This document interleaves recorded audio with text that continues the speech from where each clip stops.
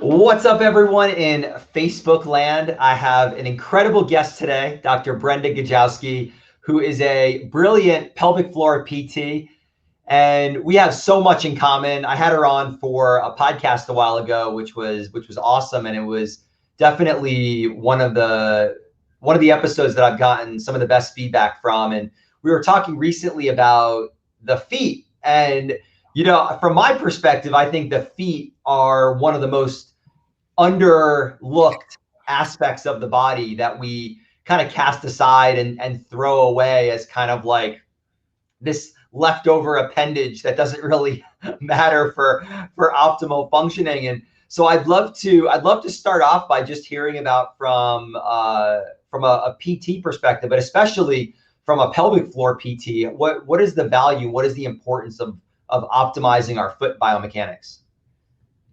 Yes. Hi, everybody. I'm happy to be here. And yes, I have a lot of opinions that align with Dr. Matt's about our feet and the mobility and the integrity of each of all those articulations in our feet and how we hit the ground. And we know the way our foot hits the ground is important for a lot of things. I mean, if you're a runner, you've heard that before. We've heard that before for hip pain, back pain, and all those things as well. But a really interesting connection is our foot to our inner core. And those two things, your inner core includes your pelvic floor. It includes your breathing diaphragm. It includes your transverse abdominis and your little low back stabilizers. And they're connected, not directly, but by fascia, which is a webbing, basically. It's almost like it's tissue that encases all of our muscles, and it goes from our head to our toe. So we could go as far to say that our arch in our feet connects all the way up into our neck, but we'll kind of stop pelvic floor area because it's really important, especially for my clients and my postpartum mamas.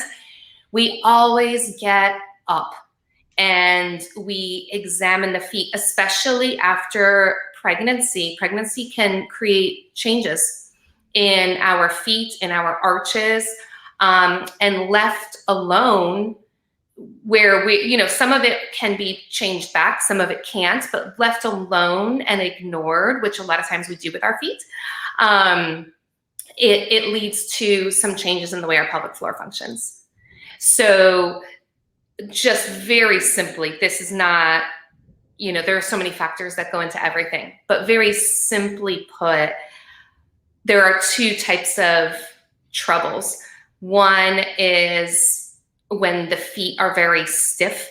So in shoes all the time, not a lot of opportunities to be barefoot. We kind of lose that ability of our toes and our metatarsals to be very fluid and kind of adapt to the ground, right? We put in shoes and we're always on pavement and flat ground. And so we lose some of those little articulations. And I'm going to show you a really kind of silly, but really interesting exercise in a few minutes.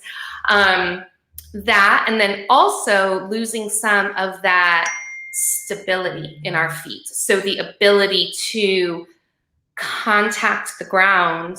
I love actually, Dr. Matt, in your last live, how you said you like to consider the feet as hands on the bottom of your body. Yeah. I love that because here I am, like your feet are on the ground. You just gotta stick your feet out here. But wait, the Facebook's kind of opposite. All right. So anyway, the way when you're doing any kind of exercise, squats, single leg exercise, when you're upright, right? All day long doing your things. If you lose that integrity of your arch, then you lose some of the integrity all the way up. So you're more likely to have some issues with your pelvic floor, some issues with diastasis and the connective tissue in the front of your abdomen. So it's a pretty cool thing to retrain and reteach that awareness of being able to feel grounded and where your weight is, just kind of awareness. I tell people to sway a lot and just kind of find oh my gosh, I'm grounded and my weight's going directly through my arch, not on my heels, not on one side, not in toes. And a lot of times in that position, once we find it, they actually can find their breath better and their pelvic floor activations through full excursions better. So a lot can change. Yeah, it's when I work with patients and we try to get them to have a better sense of their feet and like, all right, press your big toe into the ground, pull the forefoot towards the hind foot and kind of create stability in that arch. Spread your toes out. Yes. They can't do any of that. It to me, it's a miracle that people don't fall over all the time.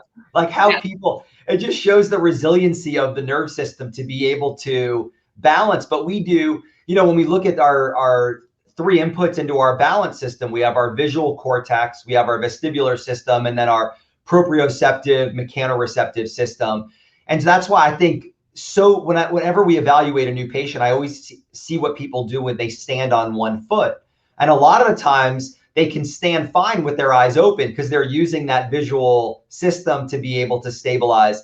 But the moment they close their eyes, they're wobbling and falling over because they don't have that. You need to have that foot awareness, that the term used, the grounding in your feet with the floor, and that sensitivity to be able to give that proper feedback system. And without that, we start overcompensating by relying on some of these other systems that we are relying way too much on. Mm-hmm. Yeah, absolutely. So what's the big connection with the core? So how do you find that those things are related? So you mentioned that in pregnant women, if they lose their arch, they have more of an issue with diastasis recti. How do those things coordinate together? So there are a couple of different ways, and it doesn't, of course, automatically go like that. Like if you lose connection with your feet, you're going to have more problems.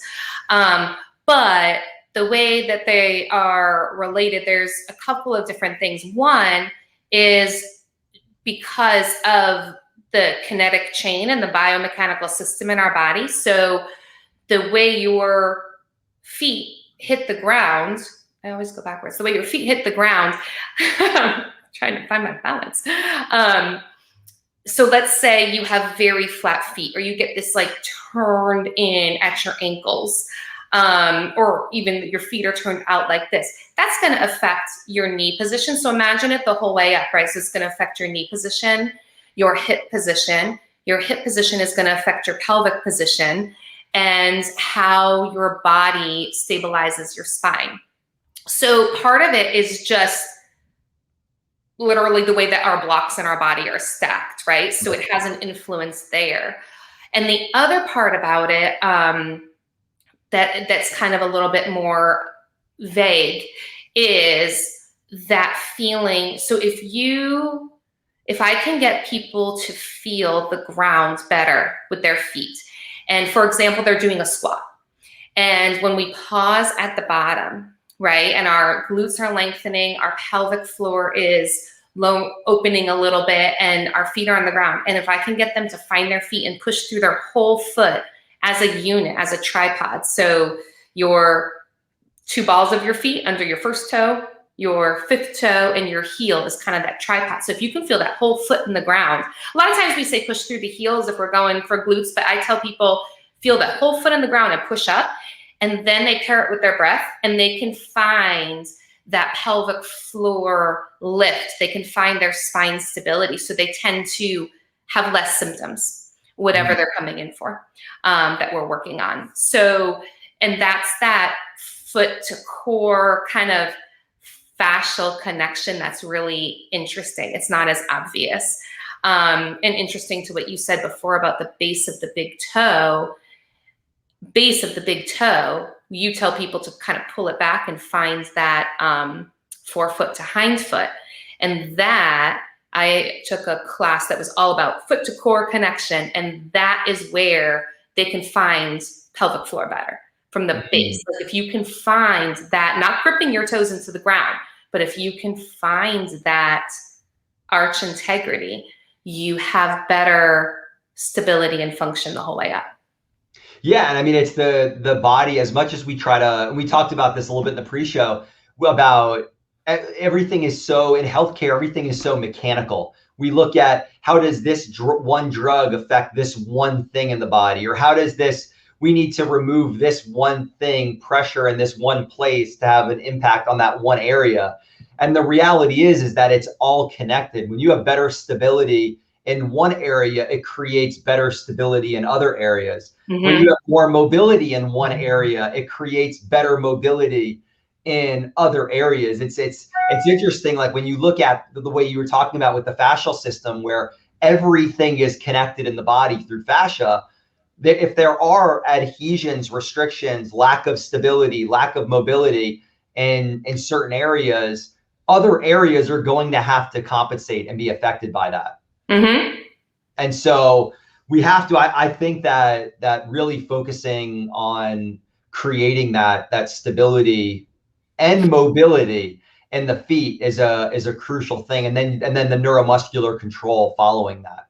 Yeah, exactly. Yeah, the mobility, mobilize, stabilize, and then challenge. Exactly. They have to be in tandem.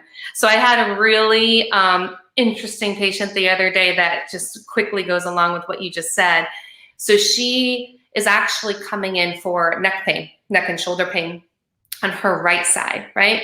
So we've been kind of just playing around with the whole systems. And what we noticed the other day was she does not, on her left heel is turned kind of outward.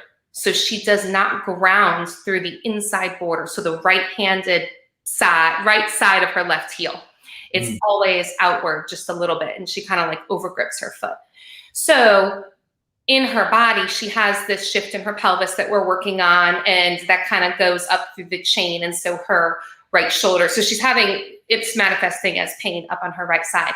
But getting her to, we did some foot stuff and some awareness stuff and mobility and kind of stabilize, and getting her to ground through that corner of her left foot took away some of her right-sided pain.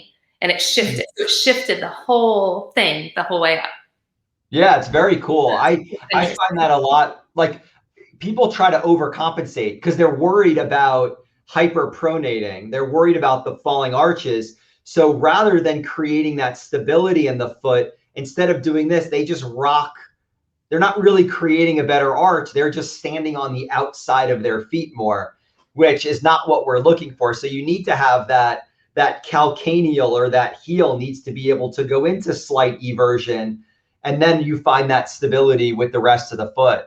And otherwise, and that's why to me, chasing symptoms just doesn't work. Because you'll always be chasing symptoms. But I love that you're, like, somebody was having an issue at the top, and just by taking care of something at the bottom had a global effect in other places. Yeah. Yeah, it's pretty cool. That's and you awesome. Also don't want, when we say stable arch, you don't want that overgripped type of stability. Like, it has to be able to move and articulate. You've got to be so dynamic. Yeah, I have a couple of patients who have, like, if you looked at them, you'd be like, oh my God, these are the most beautiful arches I've ever seen.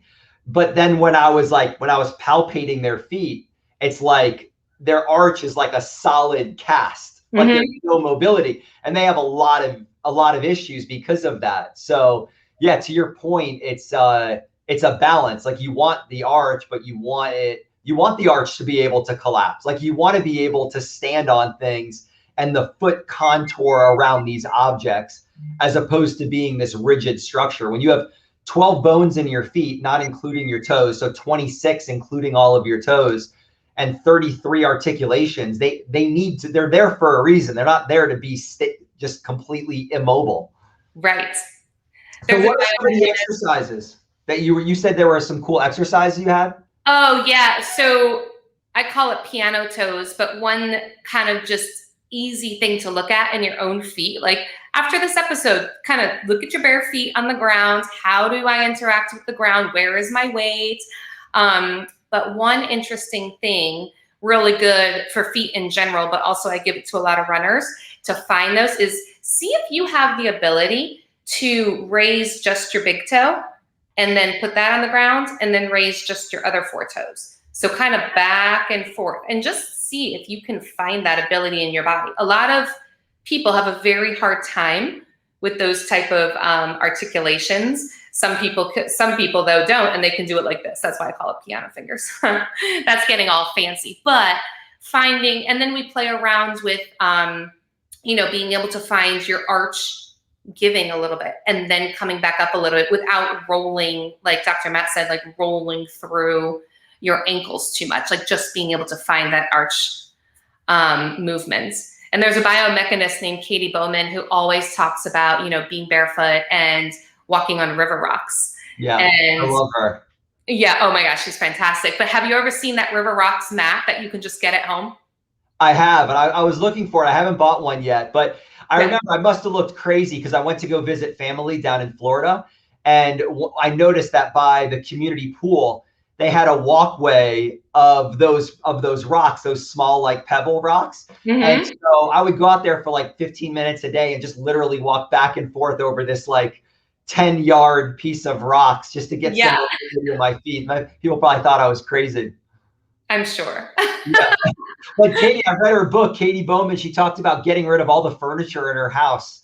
So everyone has to sit on the floor and eat on the floor. Yeah. So you're constantly moving your body. Yeah, absolutely. Yeah, that's great. Yeah, I think definitely it's hard though, too. The kind of the catch-22 here is we don't want people in shoes all the time because we want them more barefoot.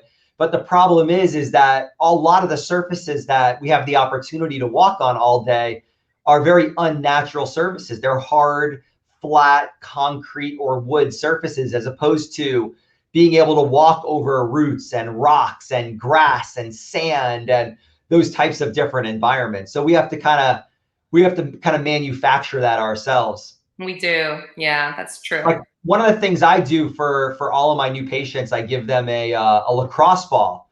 And because one of the things that I'm an advocate of, and a lot of people are doing now, is they're doing standing desks, right? So they're standing they're working from home, they're standing at their kitchen counter. But what happens is it becomes just as bad as sitting because they're locking out their joints and just hanging on their tissues, but in a vertical position. They're not really creating any more stability than if they were just sitting. So what I like to do is I say, get barefoot.